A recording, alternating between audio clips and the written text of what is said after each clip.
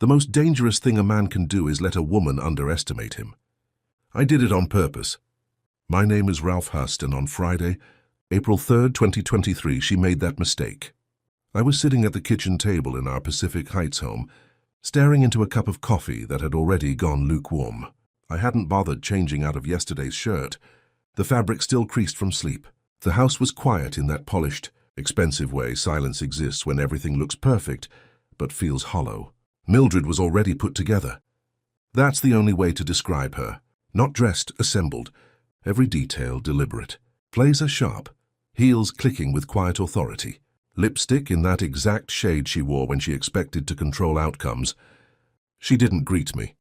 Didn't slow down. She simply placed a manila envelope beside my mug like it was another task checked off a list. "My lawyers drafted something," she said, eyes locked on her phone as her thumb moved with practiced rhythm. I should have handled it earlier. I don't like leaving things uncertain. Her tone was flat, efficient, stripped of anything personal. I looked at the envelope. Her firm's legal letterhead was stamped across it, crisp and confident, like it had already won whatever argument it contained. That caught my attention more than the document itself.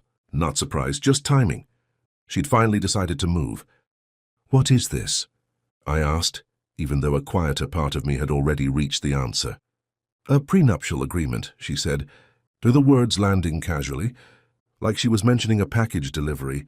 We'd been married 2 years, and she said it like we were still negotiating entry. "I know the timing isn't ideal," she added, glancing up just long enough to offer a small smile that never reached her eyes. "But clarity matters, clarity. Interesting choice of word." She grabbed her bag, checked the time, and headed for the door. "Take your time reading it. My lawyers are available if you have questions." No goodbye, no pause. The door closed softly behind her, and the house returned to silence. I sat there for a moment, looking at the envelope like it might explain itself. It didn't. I picked it up, set it down, then picked it up again. 11 pages. Her signature already waiting on page 9.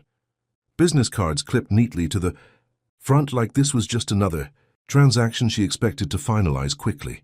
I read every word, slowly, carefully. By the time I reached page 6, something inside me shifted. Not anger. That would have been simple. This was something cleaner, sharper, understanding, because that's where I saw it. Assets unverified and presumed minimal. Minimal. I almost laughed, but I didn't. That morning wasn't the beginning of anything. It just looked like it. To understand how a man ends up reading his own life like a contract, you have to go back. 3 years earlier, late February 2020, a Wednesday night in San Francisco, where the air carried that familiar mix of fog and quiet ambition, a Stanford alumni mixer, the kind of place where everyone pretends they're not calculating everyone else. I didn't belong there.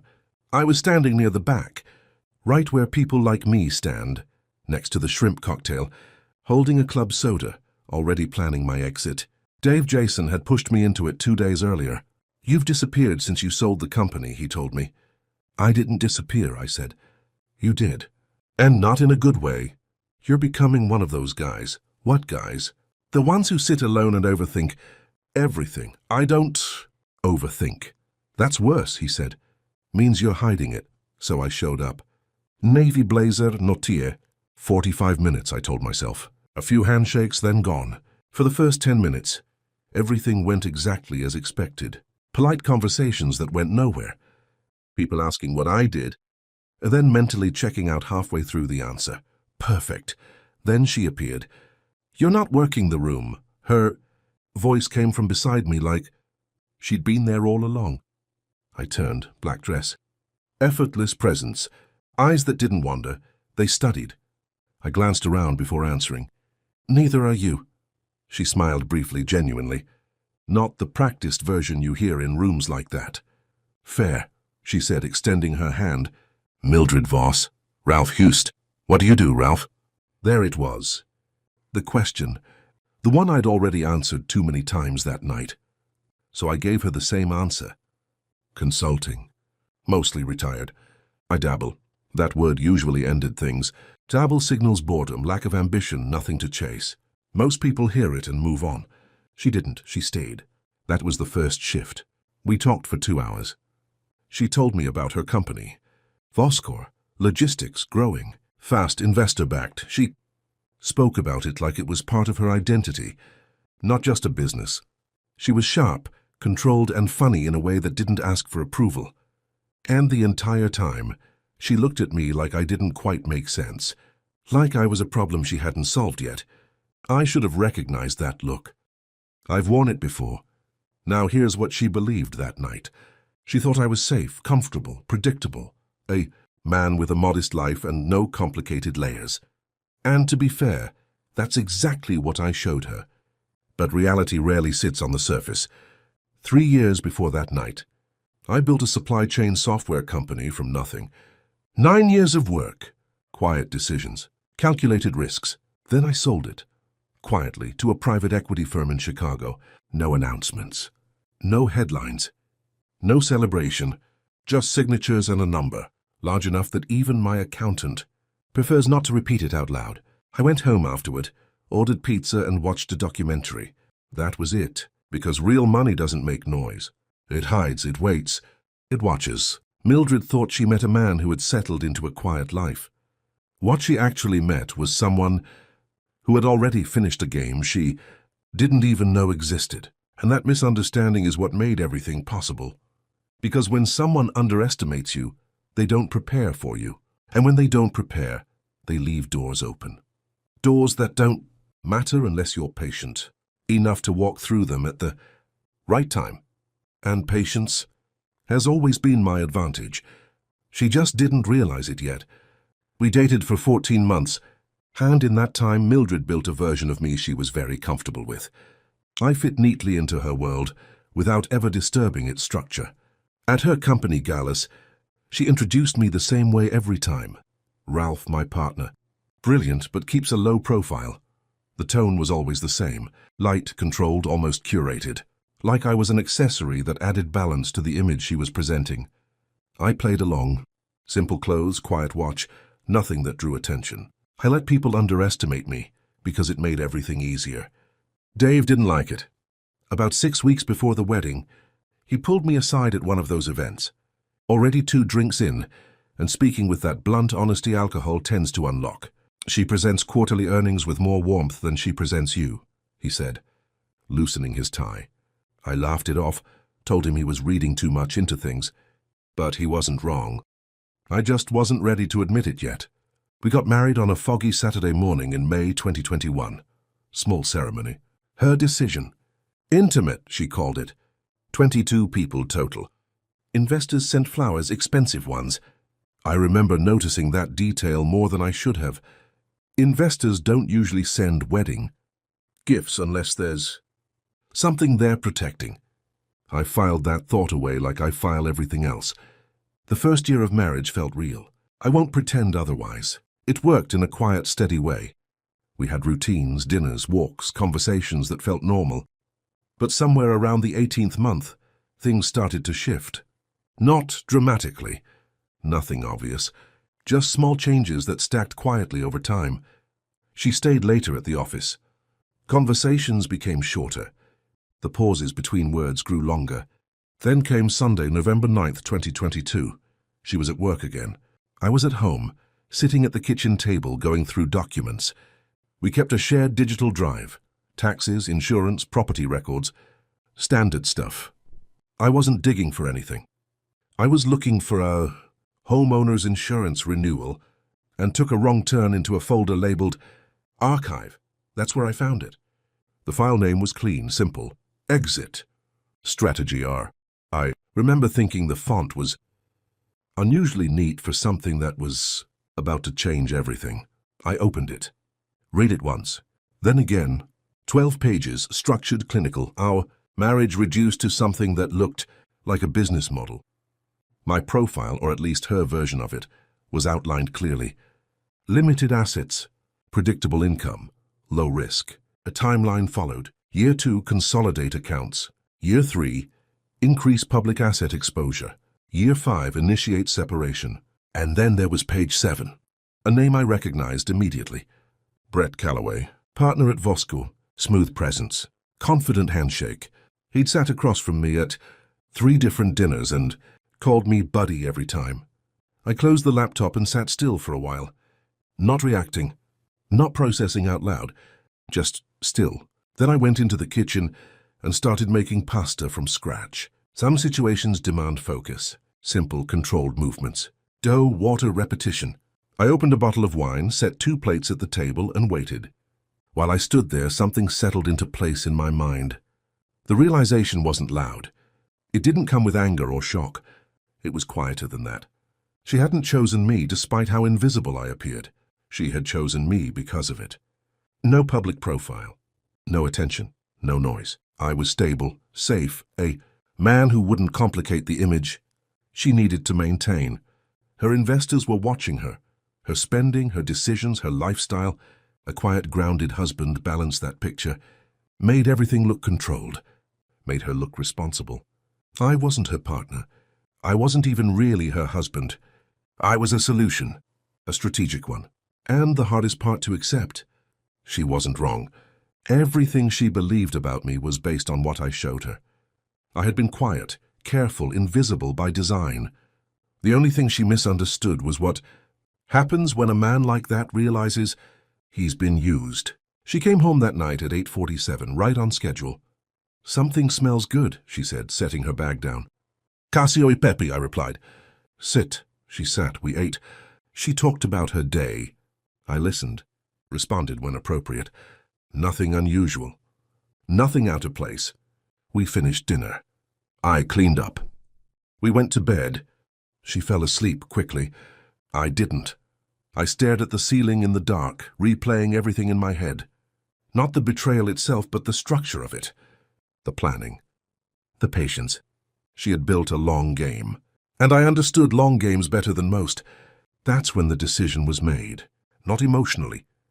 Not impulsively, calmly, clearly, no confrontation, no arguments. No dramatic scenes, because reacting would only shorten the timeline, and I had no interest in shortening anything. If she wanted to run a long con, the only way to respond was to run a longer one. That's the rule. I lay there for hours, mapping it out piece by piece. Time wasn't a limitation, it was an advantage. She had already given me her schedule, her expectations, her blind spots. All I had to do was stay exactly who she believed I was. The next morning, nothing changed. That was the most important part. I made coffee, asked about her meetings, smiled when expected. Life continued exactly as she understood it, because the moment I showed even the smallest shift, the entire structure would collapse. Mildred was observant, exceptionally so. She could read hesitation, tension, uncertainty. So I gave her none of it. Days turned into weeks, weeks into months. Outwardly, we were still the same. Couple, quiet, stable, predictable. But underneath that surface, everything had already begun to move, slowly, precisely, and she had no idea. Patience isn't passive. That's the first thing most people get wrong. They think waiting means doing nothing, like time itself will solve the problem. It doesn't. Patience is controlled action stretched across time. It's waking up every day, knowing exactly what's coming and choosing not to react yet. That's what I did. I woke up beside her, asked about her day, poured her wine at dinner, listened to her talk about board meetings and vendor issues like I always had. Nothing changed on the surface. That was the key. Because the moment she sensed even a slight difference in me, everything would fall apart. And Mildred was sharp. She noticed things most people missed, so I gave her nothing to notice. While she believed she was executing her plan, I started building mine. The first move was simple on paper but required precision. I called the one man who understood how I think. William Bull Tanner. He'd been my attorney since the first company I ever built. The kind of man who looks like he argues with referees on weekends, but can dismantle. A legal strategy in under 10 minutes. He arrived in San Francisco the next morning, looking like he hadn't slept, which he probably hadn't. He walked into my office in the financial district, sat down and said one word. Talk. So I did. I laid everything out. The mixer, the marriage, the document I found, the 5-year plan. Brett Calloway's name sitting on page 7, like it belonged there. Bull didn't interrupt once. which told me everything I needed to know about how serious he thought this was. When I finished, he leaned back, stared at the ceiling for a moment, and then said quietly, "She documented it." 12 pages, I said. He nodded slowly. "That's either arrogance or stupidity." "Both," I replied. "Which makes it useful." He looked at me carefully then. "What do you want to do?" I slid a single sheet of paper across the desk. He read it, and for the first time in years, I saw something shift in his expression. Not shock, interest. "You've been sitting on this?" he asked. 5 months, I said. "Then we're not reacting," he said. "We're building." "Exactly." We started that Monday. The first step was creating distance, layers, structures. That wouldn't lead back to me unless someone knew exactly where to look. Bull set up a new holding entity out of Delaware. Clean name, forgettable. Harland Ridge. LLC, names like that don't raise questions. They blend in. That was the point. The first move through Harland Ridge was the most important. One, Voskor, her company, the center of everything she was building. I didn't go after control. That would have been obvious. I went for presence. Quiet strategic presence. A 12% stake, acquired indirectly through layered entities designed to look unrelated. The kind of structure that only becomes visible if someone is actively searching for it. She wasn't. Bull spread the transactions out carefully. No sudden movements, no flags. Just a slow accumulation that on paper looked like nothing more than routine investment activity. 8 weeks after she handed me that prenup, I owned a piece of the company she was trying to protect from me. She came home one evening, set her bag down, and told me I was her favorite person. I smiled and told her she had a way of surprising me. That part was true. By summer, the next phase began. She talked about her vendors constantly. Complaints about delays, margins tightening, carriers missing targets. It all sounded like background noise to anyone else. To me, it was information. 2 of her largest freight suppliers were struggling, quietly looking for capital. One based in Phoenix, the other in New Jersey. I moved in carefully, not aggressively, just enough to secure influence without drawing attention. Minority stakes, silent positions, the kind that don't show up in headlines but matter in negotiations. When renewal discussions came around, the companies sitting across from Voskor were no longer independent variables. They were connected indirectly, quietly through me. She was negotiating with entities that answered to someone she shared a home with. She didn't know that. She couldn't have known that. And I won't pretend there wasn't a moment where that realization felt satisfying. Not because of control, but because of balance. The equation was starting to correct itself. By 4, Bull called me early one morning. "No small talk. Brett Calloway," he said. I set my coffee down. "What about him?" "He's running a private fund on the side. Quiet operation. Looking for anchor investors." I paused. "How much?" $2 million to lead. Less? If the partner is right. I thought about that for a moment. Then I said, "Let's become the right partner." Bull understood immediately. "We'll need layers," he said. 3 minimum. "Make it 4, I replied. "He can't know it's me." There was a short silence. Then Bull laughed. 4 it is. By early winter it was done. I was a silent limited partner in Brett Calloway's fund. The same man who had shaken my hand multiple times. The same man whose name was written into a plan that ended my marriage. He was now unknowingly connected to me financially. It wasn't revenge yet. Not fully. It was positioning. By the start of the next year, everything was aligned. Harland Ridge held its stake. The suppliers were secured. The fund was anchored. Every piece sat exactly where it needed to be. And the most important part, nothing looked unusual. From the outside, everything in her world was improving. Growth, stability, strong quarters. Investors satisfied. She believed her plan was working perfectly. That's the thing about control. It feels strongest right before it breaks. And she was standing right in the center of it, convinced she had already won. She had no idea she was building on top of something she didn't own anymore. And I let her believe it. Every dinner, every conversation, every quiet Sunday morning walk. I was there, present, consistent, exactly who she thought I was. Because the longer she believed in that version of me, the more complete the outcome would be. And I wasn't interested in partial results. I wanted finality, the kind that doesn't need explaining, the kind that speaks for itself the moment it's revealed. And that moment was getting closer. By the time April came around again, everything was in place. Exactly 1 year after she slid that envelope across the kitchen table, the structure underneath her entire plan no longer belonged to her. Bull called me at 9 in the morning. His tone was calm, but there was something underneath it. Precision, readiness. "We're set," he said. "You want me to draft a response?" I stood by the window, looking out at the bay, the fog lifting slowly like it always does, revealing things piece by piece. "Not a response," I said. "They'll reveal." He didn't ask what I meant. He already knew. "How detailed?" he asked. "Enough that her lawyers stop halfway through and start over," I replied. There was a brief pause on the line. "Give me 2 weeks." He delivered it in 12 days. 47 pages. He placed it on my desk without a word, the weight of it more symbolic than physical. I read every page slowly, not because I needed to, but because I wanted to see it all laid out. Every move, every layer, every quiet decision that had been building since the night I found that file. 11 tech investments. 3 of them valued high enough to change the tone of any conversation.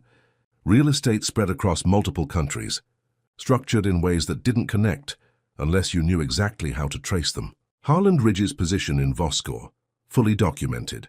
The supplier holdings, the fund, all of it leading back to me. Her document had been 11 pages. Mine was 47. She had come prepared for a conversation. I had prepared an outcome. "Send it," I said. The response didn't come from her. It came from her attorney, Gary Ostro, a man with a reputation for control. Bull told me the call lasted 6 minutes. That was enough. "Your client's position is significantly different than previously understood," Ostro said carefully. "Yes," Bull replied. "It is." There was silence on the other end, the kind that stretches when someone is recalculating everything they thought they knew. "We'll need to revisit the agreement," Ostro said. Bull glanced at me. I shook my head. "The agreement stands," Bull said. "Exactly as drafted." Another pause. "Longer this time." "I see," Ostro said quietly. When the call ended, Bull looked at me. "How do you feel?" he asked. I thought about it for a moment. Not the situation, not the outcome, just the feeling. "Hungry," I said. A few days later, the shift happened. Not loudly, not dramatically, just a subtle change in direction that couldn't be reversed. Mildred came home early that afternoon. That alone told me everything. She never came home early. Work wasn't something she left behind. It was something she lived inside. But there she was, sitting at the kitchen table when I walked in. No laptop, no phone, just stillness. I set my keys down, keeping my expression neutral. "You're home early," I said. She looked at me differently. Not the usual quick glance. This was focused, intentional, like she was trying to see something she'd missed before. "Gary called me," she said. "Your attorney?" "Yes." I walked to the refrigerator, took out a bottle of water, giving myself a moment. "Everything okay?" I asked.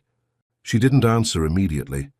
Instead, she watched me, studied me. "Harland Ridge," she said finally. I turned, leaning back against the counter. "What about it?" "You know what about it?" The room went quiet. Outside, the city moved like nothing had changed. Traffic, distant voices, the low sound of life continuing.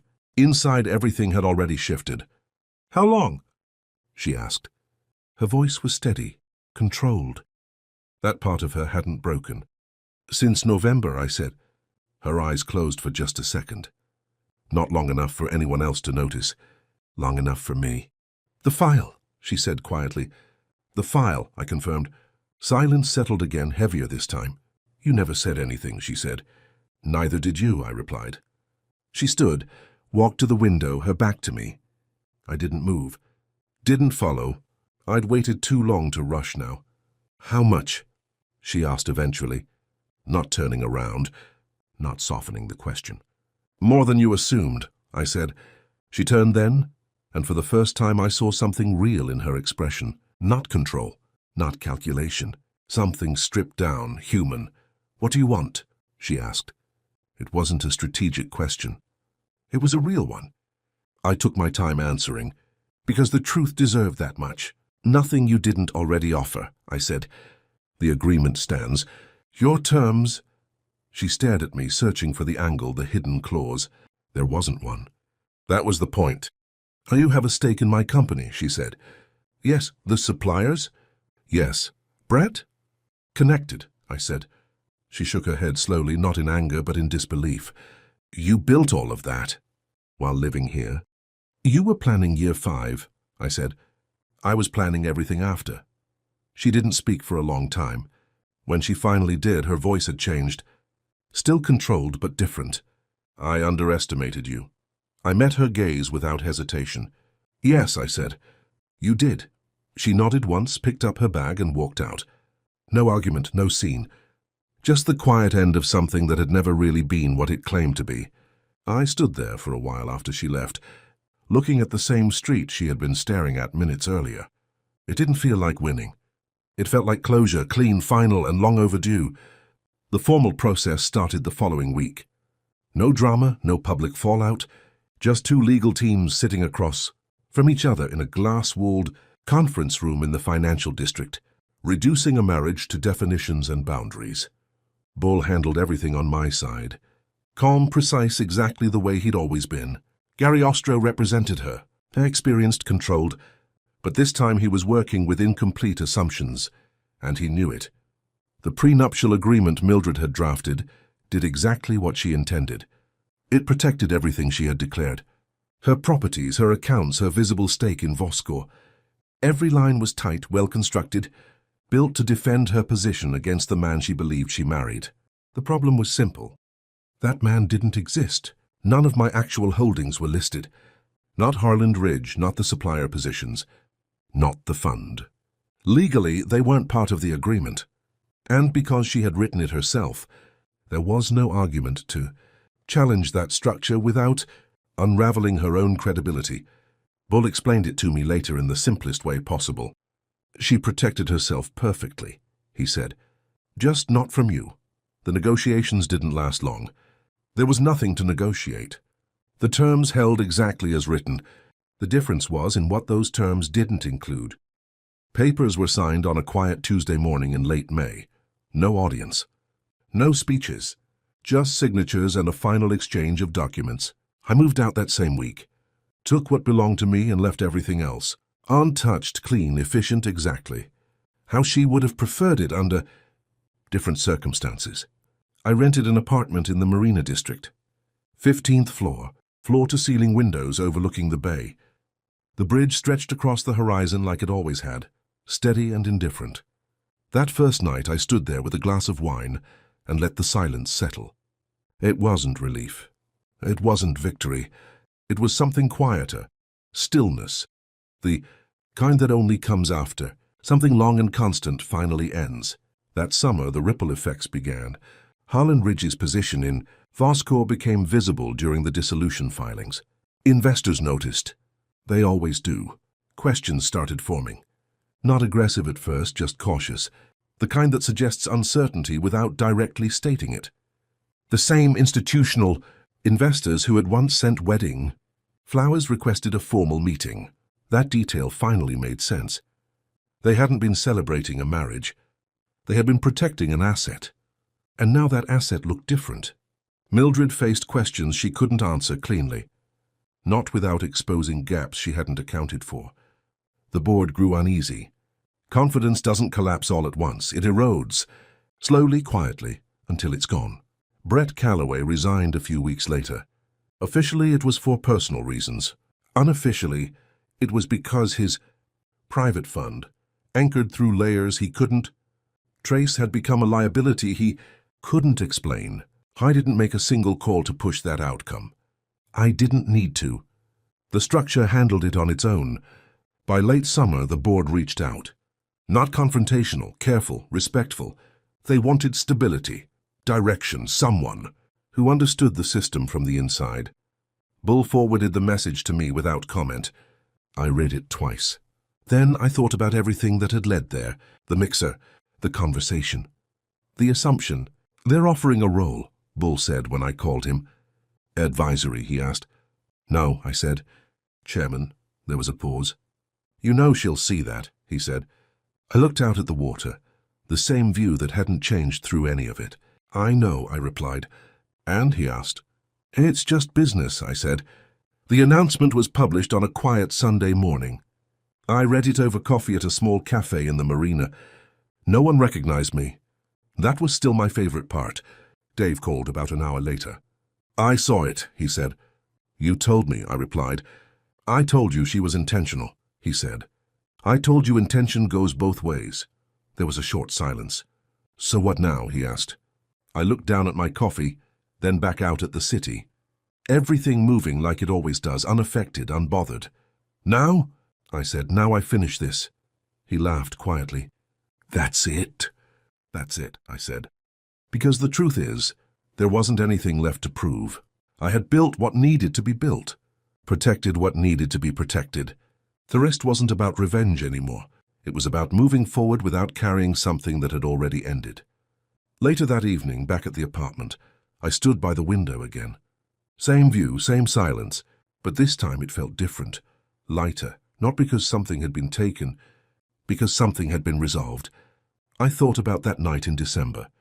The kitchen, the glass of whiskey I never drank, the realization that what I thought I had wasn't real, and how for a while part of me still wanted it to be.